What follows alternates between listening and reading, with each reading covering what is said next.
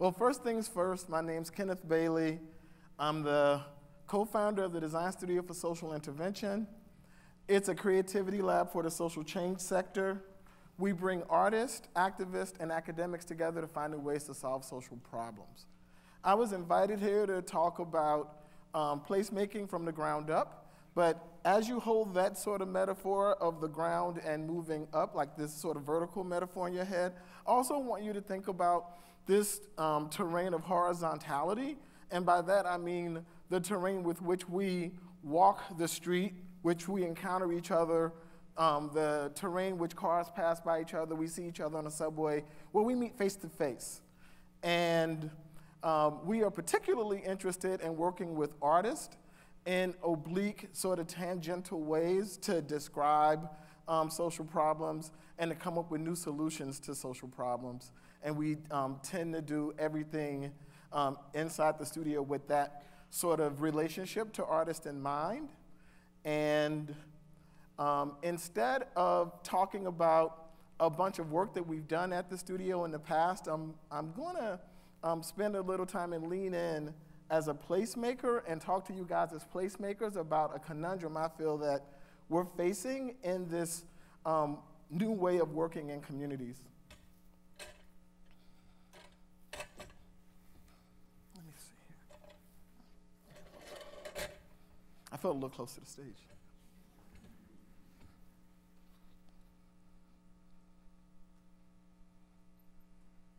So how can placemaking triumph over place breaking? I'm going to ask the question again. How can placemaking triumph over place breaking? And by place breaking, I mean the severing of social and physical ties in a given area. So places can come apart in ways that are organic. So over generations, you might have a community that starts to separate because people move apart. And we've seen that throughout history, and that's fine. But then there are times when places are actually forcibly broken through circumstances like the rise of AIDS and HIV around the world, which devastated communities, or in a more local American context, the advent of highways in the 50s that devastated communities. And I want to also talk about place breaking as something that can happen immediately. So you can have an intact community, and then a community can go from being intact to something happens and a community is solidly broken.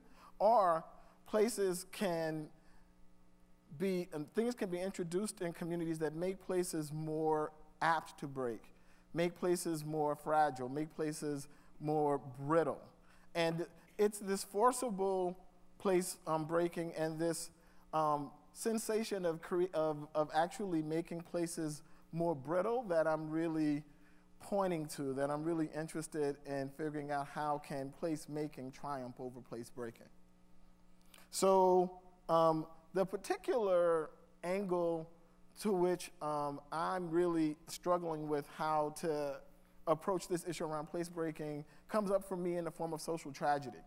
So by social tragedy, I mean when something devastating happens to a community, a region, a place, a nation, and it induces sadness, fear, and anxiety amongst people who have experienced that, and also captures a larger imagination a lot of the times, and a lot of people feel sympathy and are interested in sort of helping people who've experienced a social tragedy. And we tend to think of social tragedies as having the kind of a force to bring people together. Like you think of a social tragedy, it happens and people want to come to your aid, but how can these kinds of events, these kinds of episodes pull people apart? It's a particular interest of me of mine as a placemaker. So I've thought of three things that I've seen play out and in terms of helping make a place more fragile. One, social tragedies are unevenly distributed. So one set of people can be actually living with the aftermath of a social tragedy, while another set of people are having a more mediated experience of a social tragedy. sort of reading about it or understanding it through media, and they can be sharing a given environment. They can be sharing life in a given area.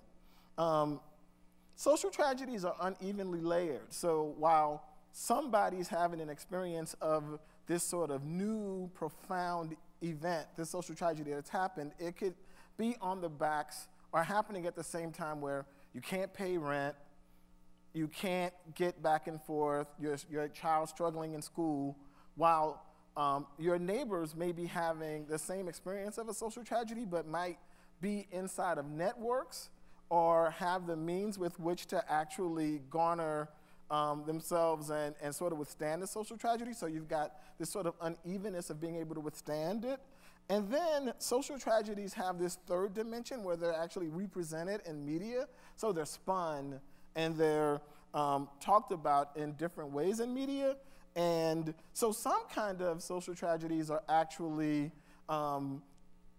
reported on with a level of sympathy and with a level of warmth, while other social tragedies are actually talked about in media in ways that demonize the people who've experienced the social tragedy in the first place and vilify people who are actually trying to get through a social tragedy, but they are also having to get through the media representation of them inside of the social tragedy. And so how do these things impact a place?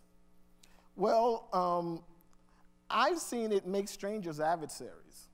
So people who don't even know each other all of a sudden have this new terrain where they aren't able to sort of like look at each other and be people together. I've seen it introduce resentment, confusion, and sadness into what I typically refer to as a pre-existing field of relations. So the area where people, that horizontal plane I was talking about earlier, this area where people meet face to face, that all of a sudden there's this excess resentment in this terrain.